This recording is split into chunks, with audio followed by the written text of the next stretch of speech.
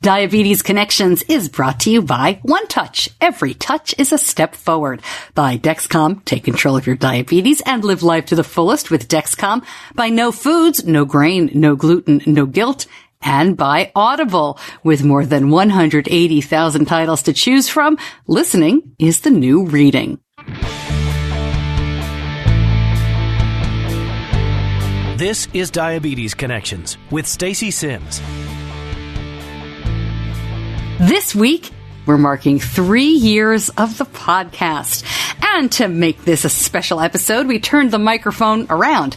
KTLA news anchor and diabetes dad Frank Buckley interviews me. Frank, I gotta say I'm a little nervous. Thank you very much for agreeing to do this. I cannot tell you how uncomfortable I am when the microphone is flipped around. I understand that. We're used to interviewing other people, not having people interview us. But I'll try to be gentle. Plus, the case of the new old double inset. I have Benny's permission to tell you this one. And how you can take part in a show we're doing live at a summer conference without actually being there. This podcast is not intended as medical advice. If you have those kinds of questions, please contact your healthcare provider. Welcome to another week of the show. So glad you are here. And here we are 3 years later. Holy cow. If you have listened from day one, thank you very much for joining me all this time. Or if this is your first time here, welcome and thank you for joining. So glad you found us. As always, Diabetes Connections aims to educate and inspire about type 1 diabetes. My son was diagnosed just before he turned 2 way back in 2006. He is 13 and a half now. My husband has type 2 diabetes, and I have a background in broadcasting, local TV and radio news, and that's how you get the podcast. And you know, the first show was released the first week of June in 2015. My first guest was Christel Aprigliano.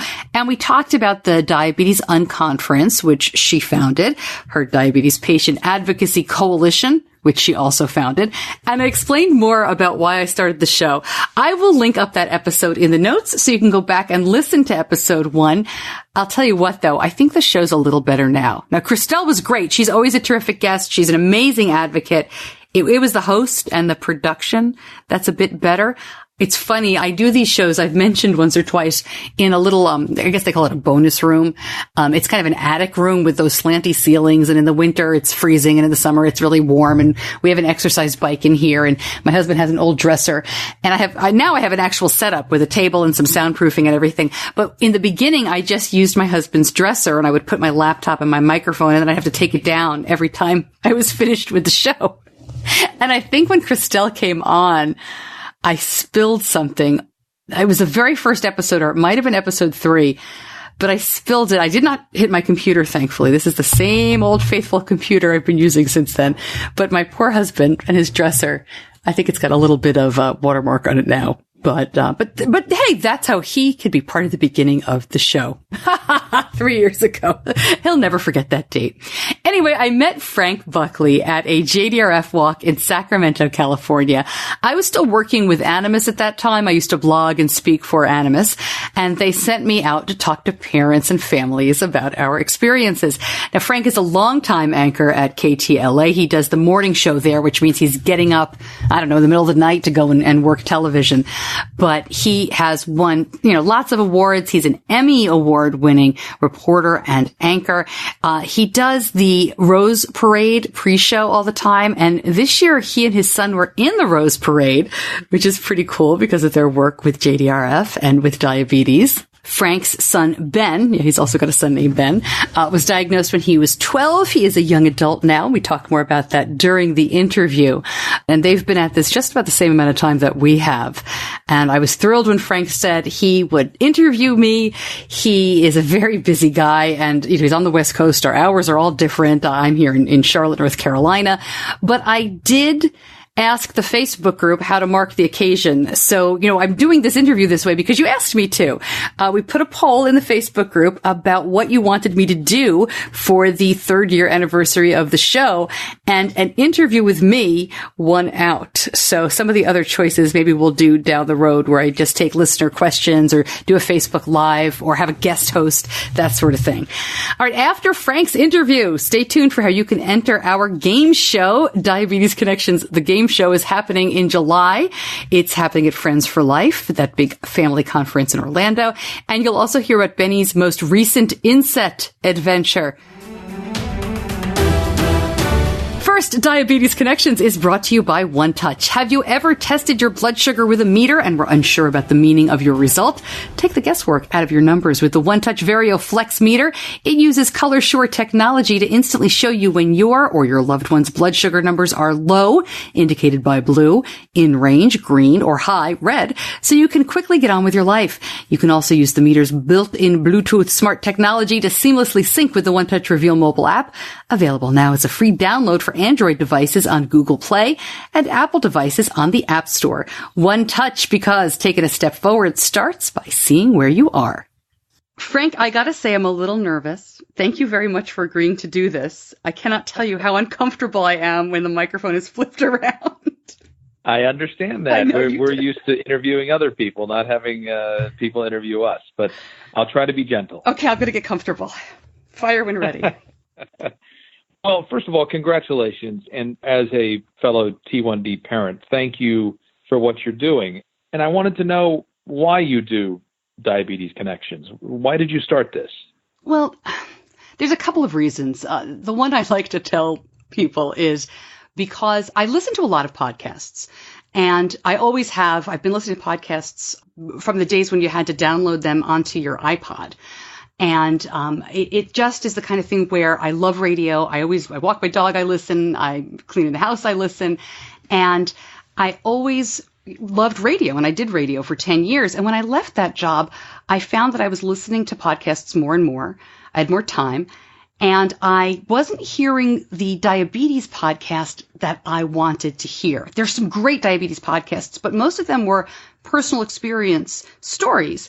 Terrific adults living with type 1 and some parents who have kids with type 1 talking about what they go through. But I wasn't hearing the news interviews, or they'd have someone on and I'd be walking my dog yelling at the air, ask this. And I knew that there was a space for that. I knew that there was something missing. And then the other answer I give is because I was talking to the air. After I left radio, I was talking to myself all the time. I found after 20 years in broadcasting, I really missed it. I missed the conversations. I missed the interaction with listeners. And I was talking to my radio. So I had to do something. Yeah. Right. But you say that you approach it as a news person, but it is very personal. Like me, I have a Ben who has type 1 diabetes, who's 21 years old, diagnosed when he was 10. You have a Ben, 13, who has type 1 diabetes. And so I wonder, when you interview these people for your podcast, is it difficult for you to not let the emotion seep in? I think it's impossible. I try to separate it. I think that, as I'm sure you do this too, as a broadcaster, you've developed that ability to compartmentalize. And I have to do that when I'm talking to a lot of these folks because, well, several reasons.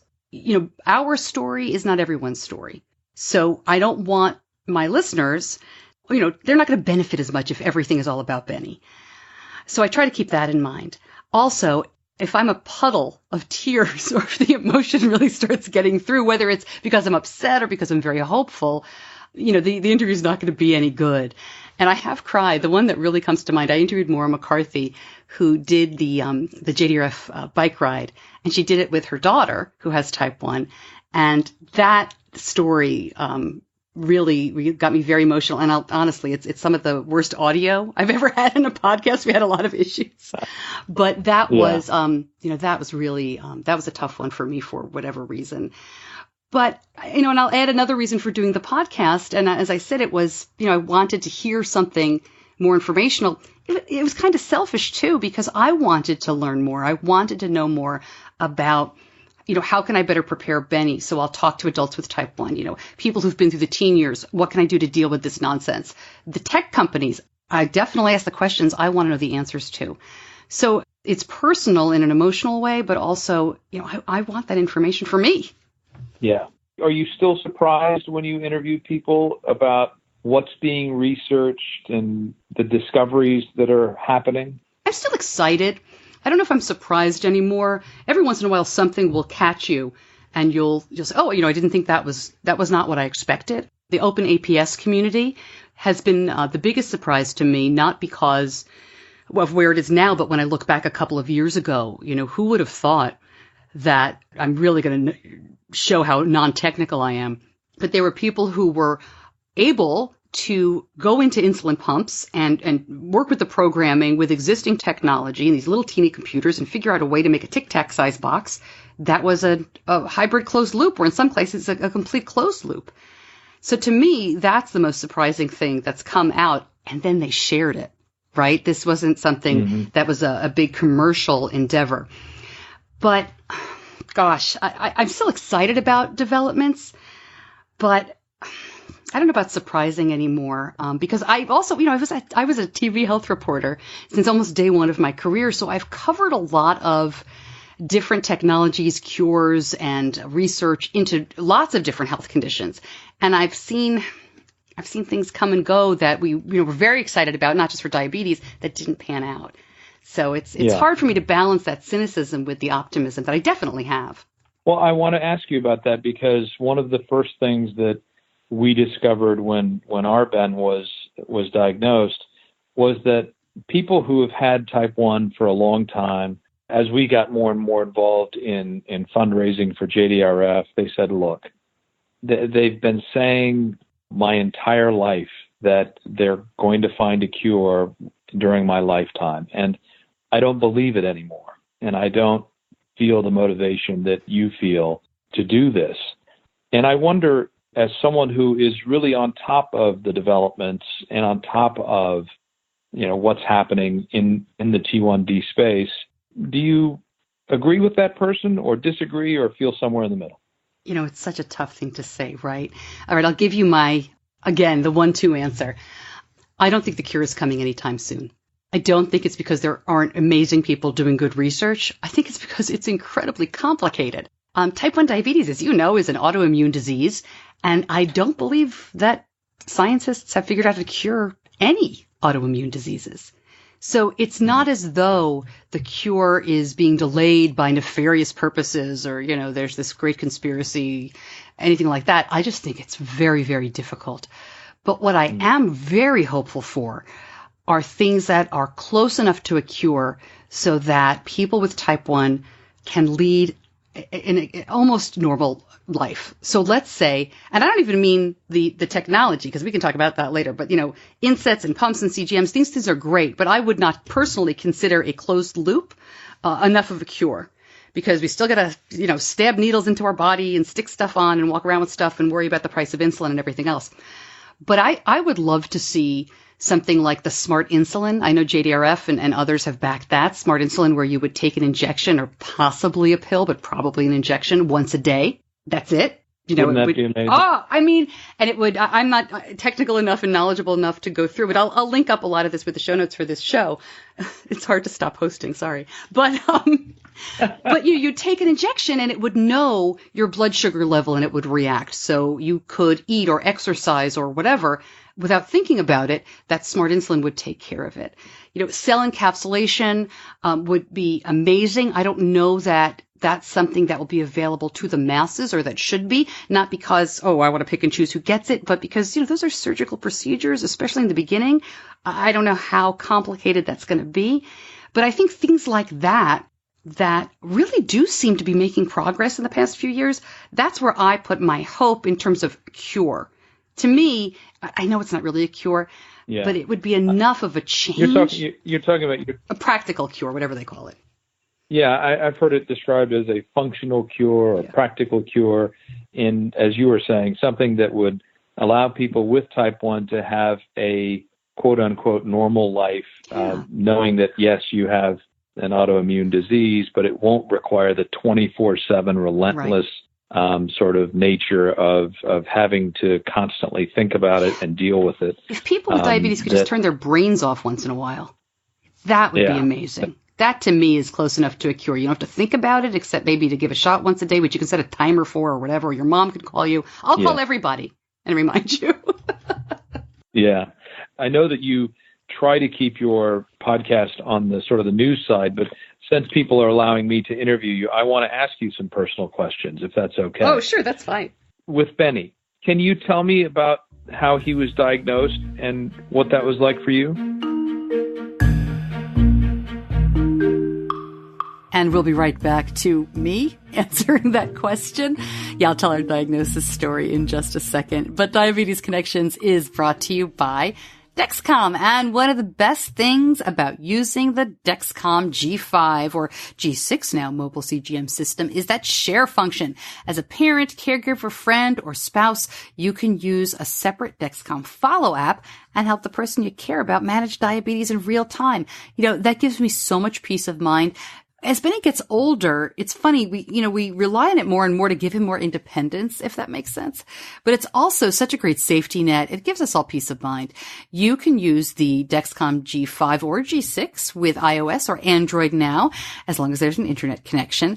We have been using the G6 for more than a month now, and we absolutely love it. No finger sticks, no calibrations needed. It is absolutely remarkable. And I wish I'd had it when Benny was diagnosed. You'll hear me talk about that in a couple of minutes. For more information, go to diabetes-connections.com and click on the Dexcom logo. Now back to me and my interview by Frank Buckley as I'm explaining our diagnosis story. So Benny was diagnosed at 23 months. Just right before he turned 2. And he had been not himself for about 2 months and, losing weight a little bit, but like tantrums and grumpy, which was never him. He was a really happy baby, very silly kid, still is, but he was really cranky and didn't feel well.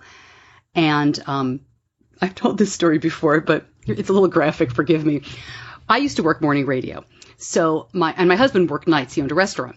So we communicated by phone calls and text quite a bit and didn't see each other all that much in those years. And every morning he would text me around 7:30 and give me the skinny. Kids are up, we're going to daycare, or they ate breakfast, or someone forgot their shoes, whatever. And he texted me and said, "You're not going to believe how much pee came out of this kid." And I texted back something like, "Ha ha ha, your turn, glad I'm not home." And he said, "No, you don't understand, the floor is wet." I was like, wow, that's crazy. So we changed the sheets, cleaned up, whatever he did, I don't know. And about 3 weeks later, it happened again. And that's when, I knew just enough being a health reporter to know the signs of type 1. And I called my pediatrician and she said, "I've never seen it under the age of 2, so bring him in and we'll rule it out." And I brought him in and his fasting glucose was 80. So they said, "I don't know what the heck is with this kid." They drew blood. I remember that. I remember mostly about that. My daughter, who was, if he was 2, so she was 5 at the time. And she was sitting in the hallway playing with a book or coloring book or something. And she heard him screaming and she remembers that. I don't remember that, but she remembers him not wanting to do that blood draw. Right. But he did.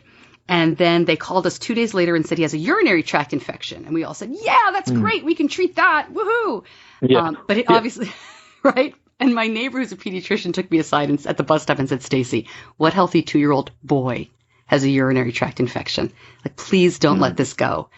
And I thought, but he's fine now. And he said, "No, just it's diabetes. Please don't let them put this aside." But, like most parents, I thought, we've got this. We figured it out. And 2 days after that, they called me. I don't know why it took from Monday to Saturday to get the A1C from that blood draw, but it did. And that's when they told us to go to the hospital. He was actually feeling much better. The antibiotics did a wonderful job. And he was obviously very early on. But it was enough. So we went to the hospital and, life changed. Yeah, it sure does. And I think all of us who are parents have been through that. And for me, the emotion for the longest time, and I think I've told you this before, I couldn't talk about what happened without crying. And I wonder, did it affect your ability to do your job or to sort of how did it affect you emotionally? It's a really good question. I think in a way, all right, I haven't talked about this much before, but I will now. I cried like most parents, at the drop of a hat. I would cry at the grocery store. I would cry anytime I saw a new friend who asked me about it. But part of me kind of closed off because Benny was so young. You can't explain to a 2-year-old what's going on. You can try, but, hey, everything was great yesterday, but now I need to hold you down and stab you several times a day. Yeah. So we had a lot of running away. There was a lot of crying, I always say there was a lot of crying and sweating in my house. I was like, oh, I got to hold him down. I got to do all this stuff. And it was terrible. And I started saying to myself, okay, what do I remember when I was 2? What do I remember when I was 2.5? When we got the pump at 6 months later and he didn't like the insets. What do I remember? And I thought, I don't remember anything. He's not going to remember this. And I think, Frank, and this is hard to admit, I think part of my heart kind of hardened from diabetes. And I just said, screw it. We're just going to do what we need to do.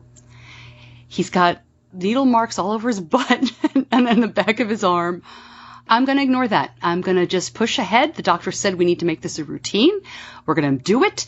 And I think part of my heart just kind of closed up. And I forged ahead. And I haven't cried much. I find myself getting very emotional, sometimes very angry, because, from age 2 to he's 13 now, you have to deal with so much crud. And you miss sports time, and you miss school time, and you miss friend time. And, all he wants to do is get on with it. And it still makes me angry. But I didn't find myself crying at the drop of a hat. But I did find myself angry, which I still have. I have some of that. And I don't know. Sometimes I feel a little weird because most parents of toddlers and even my mom friends who have kids with type 1, they do cry more about it. They do get more emotional about it. But I think that's just been my way of dealing with it. And if my husband hears this, he'll laugh because trust me, I do my share crying. Yeah. Well, let me ask you about Slade. And you guys have been married for, I believe it's 20 years now. And in every family, it is a disease that affects the entire family. And I wonder how you as a couple deal with type 1 diabetes and how Benny's big sister Leah deals with it. Well, let me start with Leah. She's terrific. And her mode right now is, there's so much diabetes in this house. Benny has type 1. My husband has type 2. I do the podcast. She's great attitude, good helper, but it's not hers. It's part of her, but it's not hers. And we never, I don't know if it's because she was the older child, but beyond going to the walks with us, which she did, and kind of helping if he needed it. They were at school together for a few years in elementary school. They're 4 years apart school-wise, so they're not in the school building together very often. She would help him on the bus or look out for him or whatever. We never really asked her to get involved or, I never taught her how to do an inset or do a shot. I just felt like this is not her responsibility. And I don't know. I know a lot of parents who do that and they have great success and the kids are close. And my kids are really close, but not so much about diabetes. When she was little, she would complain a lot about the attention that he got. And he definitely got more because my husband was gone every night. And so I would put her to bed, here, read a book. And then I would figure out what's going on with his blood sugar. He was 5 years old. Maybe it was 37. Maybe it was 337. Those little kid times were especially nuts. And she had to give up some mom time. And that stunk. And now she gets it. We've talked about it a lot. We've been fortunate enough that I've carved out a lot of time alone with her. We try to go away, for an overnight or we'll just hang out together. And she's a pretty cool customer. I don't think she resents him. I think she recognizes it, but it was tougher when she was younger. And as for Slade, we have different parenting styles to begin with. I was brought up with, hey, let's talk it out. I'm not angry. I'm disappointed. I was brought up with those kind of parents. He was brought up with, I don't care. Started the fight. I'm finishing it. That kind of thing. And so he has 4 older brothers. He's the youngest of 5. There's a lot of rough justice in that house.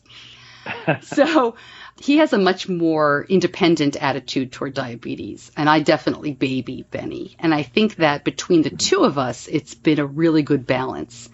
And he's with Benny a lot when I'm not around, especially with our older work schedules, before I made the change.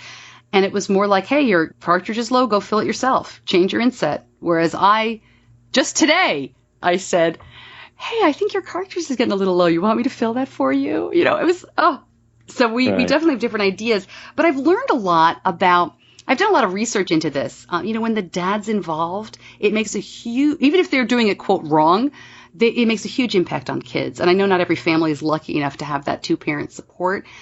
But, letting my husband do things the, quote, wrong way, I think has really helped. I wrote a column about this a while ago. I compare it to loading the dishwasher. If you're going to do it wrong, at least you're going to do it. At least the dishes get clean. It's interesting because I do feel like parents often take different roles, and that's in our family. My wife has been the sort of the health caregiver with our son, and I've been the front man, if you will. I'm out doing the fundraising. I'm serving on the board of JDRF, doing things like organizing our walk team and that sort of thing, doing our rides and I think many families they take different roles, and I suspect you found that in the show that you've been doing.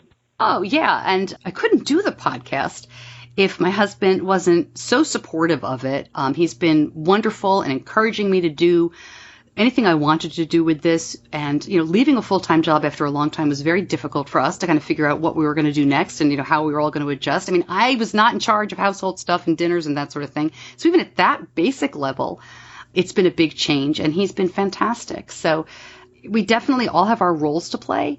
And I just would urge, and I'm sure when Ben was diagnosed after a while that your wife could go out for dinner once in a while by herself and you would take care of him. When I see parenting like that, where the woman is really scared, I can't leave my kid with anybody, including my husband. That makes me a little uncomfortable, because it's like, yes, he can do it. Let him try. And if he doesn't want to do it, there's something else going on there. But I think we've just got to all support each other. Right. I couldn't agree more. Doing this now for 3 years, and you've got a trunk full of awards for the podcast and for what you're doing as a member of your community. How gratifying is all of it? Well, I do keep my awards right in front of me as we speak. It's a mirrored studio. No, now, it's gratifying when I kind of stop to think about it. I get emails or people will call me and say nice things, or on Facebook, but honestly, it's so rewarding just to have the opportunity to do this, to ask people to come on the show who I admire or I want to learn more about, and to have them say yes. That's a wonderful feeling, and to get to have conversations with people that I can really learn from and kind of dig into. But when I get those emails, I'll tell you what the most rewarding is. To get an email from someone who says, I live in a small community. It's an hour-and-a-half drive to my endocrinologist. I don't know anybody else with type 1. And listening to the show helps me stay connected, helps me learn more about my condition, and makes me feel like people get it. That is so incredible. The first time that someone said that to me, I was surprised, because that's not how I operate. We are so lucky to have a great peds endo right here. We've got a really strong community. We've got a great JDRF. We go to walks. We're surrounded. And you forget there are people who are very isolated and don't know anybody else. And at a JDRF event, I met a family. The little girl had been diagnosed for 3 months. And this was the first time they were meeting any other families, but the dad had listened to the podcast. And he felt like he was plugged right in. And it made me so happy that there was that resource for him. So obviously I'm kidding about the awards. Those are fun. And mostly I try to see if I can, spread the word about the show, because as you know, the hardest part in podcasting is just getting the word out. So, that's one of the goals I have, is to try to reach more people, because, and even if you don't listen to my podcast, there are other diabetes podcasts out there. Like I said, I just think it's so important with this condition that we find something that clicks for us, that we find that community, whether it's online or in person, and really just, don't feel alone. Yeah. You mentioned that first email or letter you got from someone who felt connected as a result of your podcast. What are some of the other highlights where you have, after doing a podcast or after getting the feedback from that podcast, you thought, wow, that is something that I'm going to remember, or that's why I'm doing this? Yeah, gosh. For me personally, there have been a couple that I get really nervous sometimes. I don't mind talking to folks from Lilly and asking them about the price of insulin or Dexcom and things like that. But I talked to Victor Garber a while back, the actor. And I think he's incredible. I love his work so much.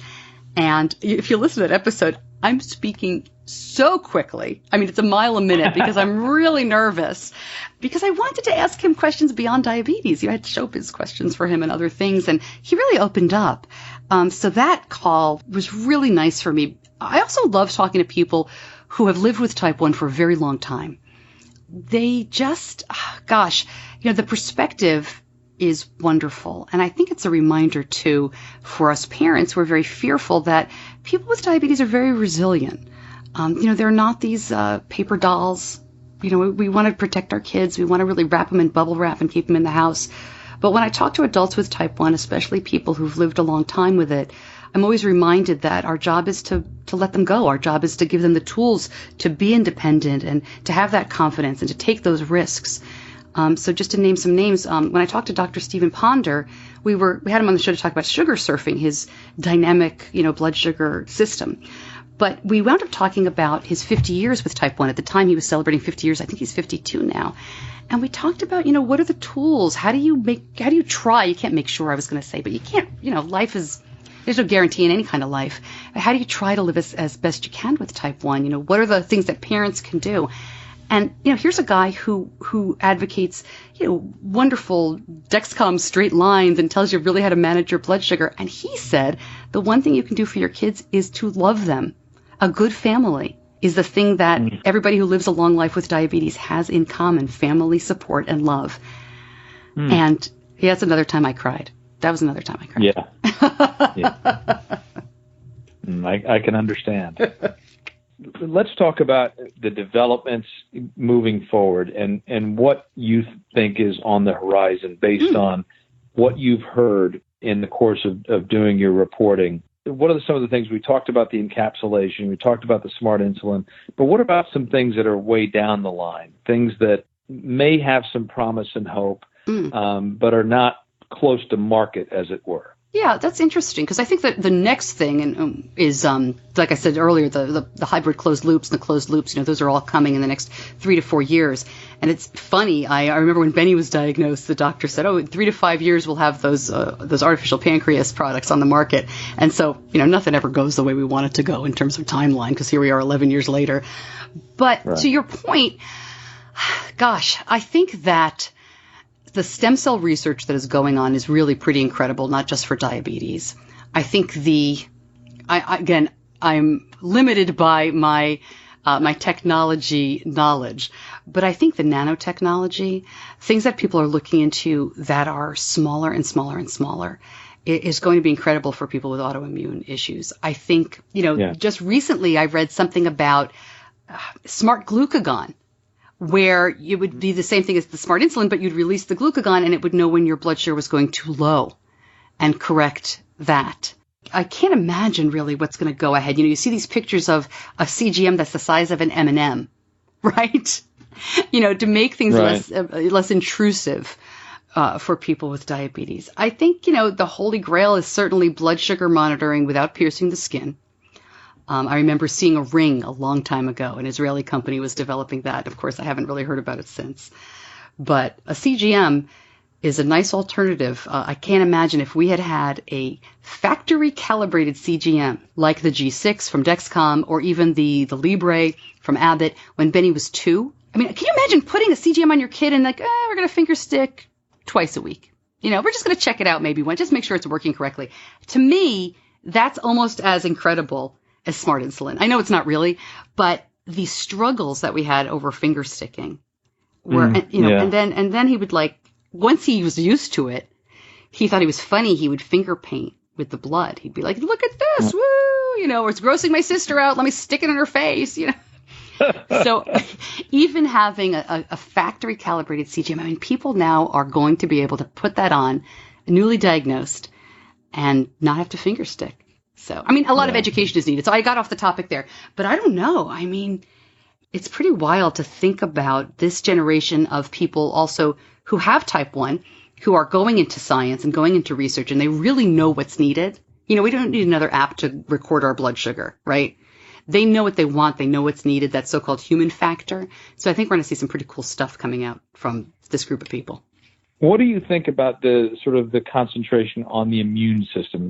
We've heard this specifically with cancers, and they're doing some amazing things at Duke University with getting the body's immune system to turn on itself to kill off cancers. We have a researcher out here in California at the City of Hope, Dr. Bart Rope, who's doing some things with the immune system. And he came and presented to our board at JDRF here in LA and said that effectively he has found a cure. But he compared it to cancer in the sense that there are some cures to some cancers right now. And he said that type 1 diabetes is the same in that it's not the same for everyone, if that makes sense. So that the way type 1 diabetes presents in Benny may not be the way that it presents for Ben, or the thing that triggers it, or the thing that allows it to continue. And he feels that he has found something that a way to essentially turn off and to protect the beta cells. And I'm not explaining it well, but in essence, he has found a cure. Now, it's not something that is widespread, and it may just be in the handful of people that he is testing with it, but he feels very hopeful. And the City of Hope has incredibly suggested that there will be a quote-unquote cure within 6 years of some funding that it received about a year or so ago. Yeah, I'm familiar with them. Yeah, good. Yeah, many of us, when we heard that, said, wait a minute, there's no way that's going to happen, and that's wrong to suggest that sort of promise. But after hearing this doctor, it seemed to make more sense. And I was just wondering, have you heard anything about the immune system and that sort of approach to dealing with type 1? Well, specifically to City of Hope, I do need to have them on the show because, yes, they raise a lot of questions. I think that for those of us who've been in this world for quite a long time, and I a decade probably isn't that long compared to a lot of people who are listening, there were a lot of raised eyebrows and rolled eyes when we heard that because, to promise a cure in 6 years is not only ambitious, it's also, it makes people worry that there's an exploitation factor there, right? Give me money, I have a cure coming, when no one else has been able to do that. So part of me has avoided that interview. I should not do that, and we're going to get on that. But part of me also thinks you got to hit the immune system. That's what I said at the very beginning, right? What autoimmune disease has been cured? None. So if we are able to somehow do that and switch those triggers on and off, and those triggers may be different for everybody, if we could do it for a handful of people that have something similar and prove it and then replicate it, go for it. And they have a big amount of money behind them. I do think that the immune system is where, of course, we've got to look. Look, like many people with type 1, Benny's family has autoimmune issues. I have an autoimmune condition. My sister does. They're cousins with it. It seems to run in families that way. And then once you have an autoimmune condition, you are at higher risk for a second autoimmune condition.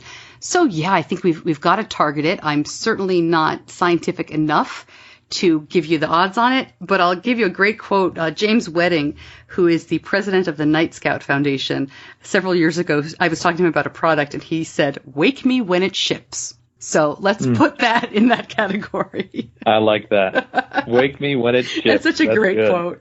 Well, listen, Stacey, I just want to say on behalf of your listeners, I'm grateful for what you're doing. I congratulate you for doing it for 3 years now. And I thank you for letting me be the one to interview you on this wonderful occasion. Congratulations. Thank you so much, Frank. I really appreciate it.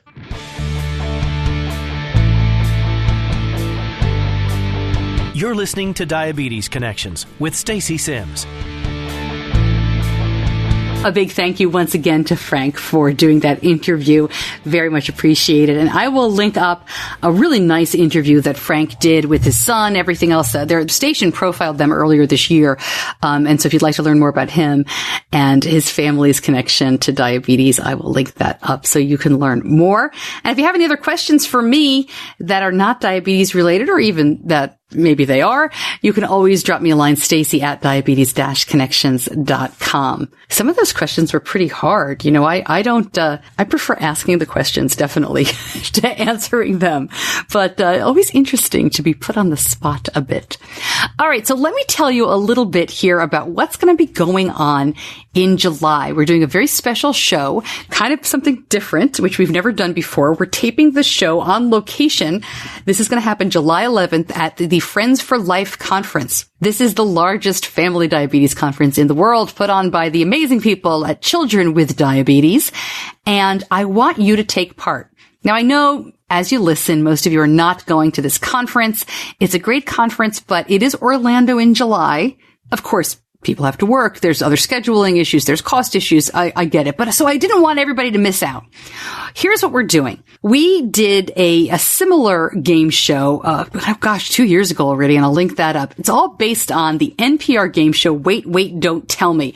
It's been suggested that I call this version Wait, Wait, Don't Poke Me, because it's all diabetes themed. We're still working on the name. We'll see what it shakes out to be. But we're going to do this as a game show live at Friends for Life. I have panelists already. I'll be announcing them as we get closer. But we're going to have live contestants to help us out. We'll have people who are there in person, and we'll have virtual contestants, and that is where you come in. If you'd like to take part, you don't need to do anything. You don't need to be present on that day. You don't need to be on the phone that day. You just need to be willing to let us use your name and participate. Here's how you do it. Email me, Stacey@diabetes-connections.com, and put in the subject line, game show. And then that's it. Just shoot me an email. Hey, I'd like to take part. We're going to pick people at random. We'll go from there. I will be putting this on social media as well. It will go out in the newsletter. So if you're signed up for that, you're perfect. It'll come out in the next week or so. You'll know exactly what to do. If you're not signed up for the newsletter, come on, sign up. Piece of cake.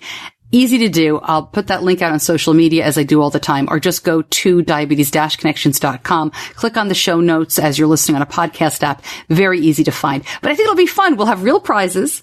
We're going to have a good time. We're going to laugh. This is not a serious thing. If you went and listened to the other episode that I did on this already, it's going to be fun. So I really hope you can take part. And I was excited to find out that No Foods is a sponsor this year of Friends for Life. So that's going to be fun. You can learn more about them. They are grain, gluten, wheat, soy, dairy, peanut, yeast, and guilt-free. And the food is terrific. We had the chocolate chips recently, used them. Okay, we didn't use them in a gluten-free recipe. My daughter kind of, I think she missed the point of the exercise, but she was making brownies and we didn't have regular chocolate chips. So she used the no food chocolate chips and they were great. But next time I'm going to try them in a gluten-free recipe so I can enjoy them. She said they were terrific. Didn't really taste any different, but I think, brownies are always delicious. But the no food stuff is great. The chocolate chip waffles. When I went gluten-free last year, I pretty much thought I was going to kiss waffles goodbye. No more donuts, no more pasta. Instead, No Foods has made it a lot easier than I thought. Cookies, really great stuff made with chia, flax, coconuts, almonds, and egg whites. Check them out, diabetes-connections.com. Click on the No Foods logo. You can always use the promo code STACY10 to save when you check out. And now you know better. A couple of weeks ago, I mentioned that Benny we were trying out the Libre, and he left the Libre on the new flash glucose monitor, it's called, as he tried the new Dexcom G6 on the other arm, and he accidentally left the Libre on for a couple of extra days when it was no longer functioning. He didn't remember he had it on. I posted that in the Facebook group, and a bunch of people said, yeah, I've done the same thing. I've walked around with insets. I've walked around with, stuff that I forget. I mean, again, my hat is off to you folks who live with this, who wear technology and keep track of all of it. But the other day, and I have permission to share this one, let me back up. Benny, was diagnosed right before he turned 2. We got a pump when he was 2.5. He started with the Dexcom when he was 9. So we have done everything for him. We changed every inset. We did the Dexcom with him. I did finger pokes and shots, everything. And as he got older, he did more and more himself. But I think like most kids who were diagnosed very young, he was not independent as early as many other kids are. I know kids who are diagnosed at 9 or 10 and their parents never do a shot. Their parents never do an inset. And they're pretty young for that, even a couple of 7-year-olds. they're pretty young, but they're independent kids. And when they're diagnosed at that age, they want to be independent. They want to show that they can do it. I also know 18-year-olds who have never given themselves a shot. I mean, actually, that's a lie. I only know anecdotally of 2 because my educator told me that we had to have Benny independent before he went to college because she had 2 clients, 2 families that the weeks before college were teaching their kids how to do their own shots and things like that. So I knew that wasn't going to happen to us. But I couldn't really see the day when he would do it himself. Well, fast forward to now, and I realized he has been doing his own insets. I don't even know how this happened. It kind of snuck up on me. 1.5, 2 years. I was trying to remember when the last time I changed a pump inset. It's been a very long time. It's almost like when your kid, you think, well, when was the last time I washed her hair, right? When you have a toddler and then a kindergartner and suddenly they're taking a shower and you're thinking, gosh, when's the last time I helped her wash her hair? It just goes by and then it's done. So that was one thing. And then with the G6 now, he can do the insertion of the Dexcom by himself. He was doing it by himself, but he kind of needed help if he wanted it on the back of his arm or somewhere hard to reach. He would kind of ask us for our help with pinching up the skin or whatever, even though he could independently insert the Dexcom. So the other day, I left a list of things to do. My kids are out of school. I left a list of things to do. I was busy in the house and I was running errands. And on Benny's list was change inset and insert Dexcom. He hadn't been wearing it for about 24 hours probably. So I came home, I checked in with him. Everything's done, Mom, did it all. And I was just, wow. I mean, to me, it's amazing. I think about that little 2-year-old who, we kind of had to give an extra strong hug to do anything diabetes wise, basically holding him down to do insets and things like that. And now he's just checking it off the list. Well, that night, his blood sugar was higher than we would expect it to be. And we kind of said, well, I wonder what that's about. And he's like, maybe I bolused a little late or, we didn't, I don't think we were eating a lot of junk food that night, but I think we had something that it just said, it could happen. And he's staying up later than me. And, I went to bed. So the Dexcom goes off middle of the night and I went in and I bolused him and he went kind of in his sleep. Mom, I said, what? I think I reconnected the wrong inset. And I was like, what are you talking about? I think I left the old one on and took the new one off.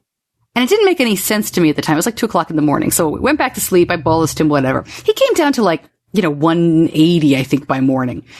So I asked him what he was talking about. What happened was, as you've probably figured out, he put on the new inset. He's by himself in the kitchen, puts on the new inset.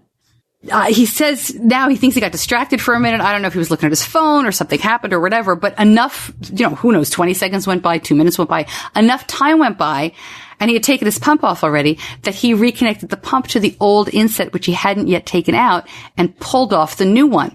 And he said the only reason it made him think a little bit, was because the new one, the one he was peeling off, was really sticky. So it didn't come off as easily as it usually does after 3 days.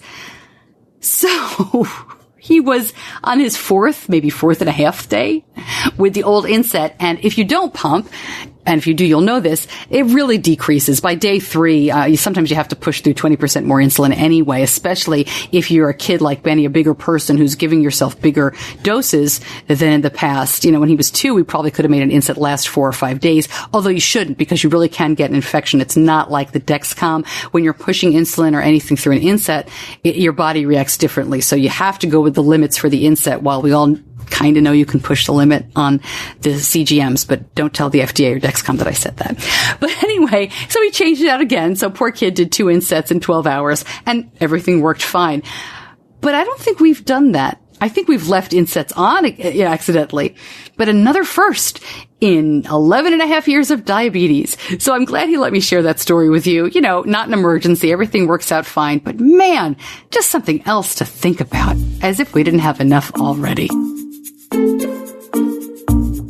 As you heard at the very beginning of the show, we have a new sponsor. We are now brought to you by Audible. I'm so excited about this. Are you familiar with Audible? Audible is the audiobook people, and they are fabulous. And for listeners of Diabetes Connections, we've got a special offer. It's a free audiobook download with a free 30-day trial. So you can check out their service, see if you like it, take a tour around. Very easy. Just go to diabetes-connections.com, click on the Audible logo or click on it in the show notes. Very easy. Get your free audiobook and start your free 30-day trial. I've been an Audible customer for a couple of years now. My kids got me started on it because honestly, Benny didn't want to read a book for school. He wanted to listen to it. And we all really enjoyed having that option. It was really cool. So the most recent book I've listened to, listening is the new reading, they say, is Born a Crime by Trevor Noah. Trevor Noah is the host of The Daily Show. I have to admit, I have never seen The Daily Show with him as host. I used to watch it all the time, but now I don't. But I loved this book. It's about his childhood growing up in South Africa.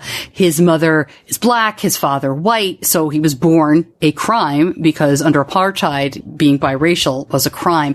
And it is the kind of book that you're so happy you listen to because he speaks 5 languages at least, and he goes through dialects and tells stories in a way that is just captivating. I listened to it. It does relate to diabetes. I listened to it on the way to Washington, D.C. earlier this year. If you'll recall, I had to drive to a conference. I was supposed to fly, but the weather was too windy. So it was fine from here to D.C., but D.C. North got all crazy, so all the flights got canceled. So I drove. It's a 6.5-hour drive, and I listened to Born a Crime the whole way up there. So that's a great book. I'll try to, as we're doing this promotion, I'll try to recommend some books that I think are great. And if you're already a customer, let me know. I'd love to hear, or if you listen to books on tape back in the olden days when we could put the CDs in our car, let me know because some books are just better listened to in that storytelling tradition.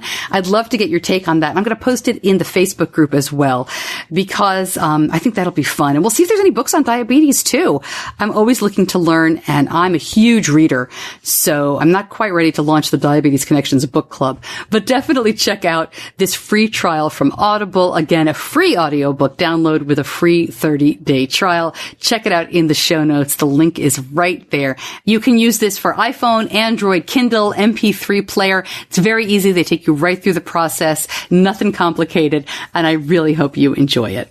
Next week, we are getting closer to Father's Day. So we did some cool stuff for Mother's Day. Let's do the same thing for Father's Day. We'll be talking to a diabetes dad about his experiences. This is it's kind of a funny story. He's a type 1 guy. He owns an ice cream shop, and then his daughter was diagnosed. So you can only imagine the misconceptions that this family has to deal with on a daily basis. And I'm going to interview Benny. You'll hear his thoughts about diabetes camp.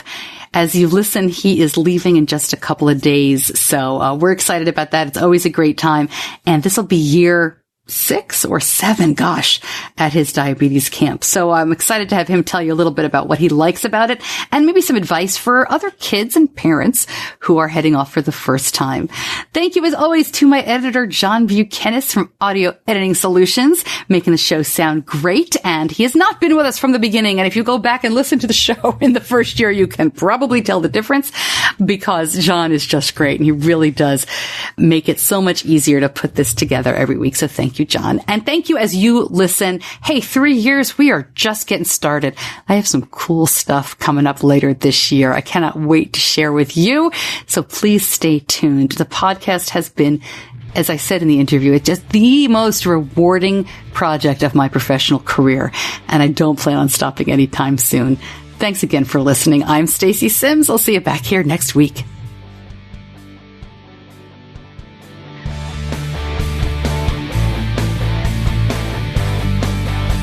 Diabetes Connections is a production of Stacey Sims Media. All rights reserved, all wrongs avenged.